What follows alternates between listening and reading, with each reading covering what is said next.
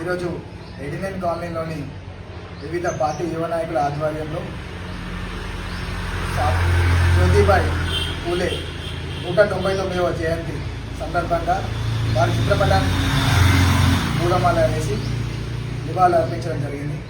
జ్యోతిబాయి పూలే గారి స్మరించుకుంటూ ఈరోజు వారు చేసిన సేవలు వినలేనివని సందర్భంగా తెలియజేసుకుంటున్నాం. వారు ఏదైతే సామాజిక సమానత్వం కోసం వారు పోరాడిన తత్వం మనందరికీ నిదర్శనం. అలాగే వారు ఏదైతే మహిళలకు విద్యను అందించడంలో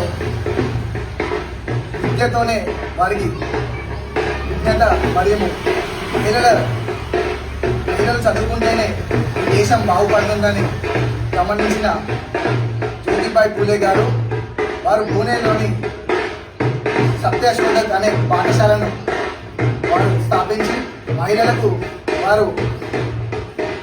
వారి సతీమణి అయిన సావిత్రిబాయి పూలేతోని విద్యా బోధన అందించి ఈ దేశానికి మహిళల జీవితాల్లో ఒక గొప్ప వెలుగును అందించిన మహానుభావులు జ్యోతిబాయి పూలే గారు. అలాగే వారు అంటరాని తరాలపైన మరియు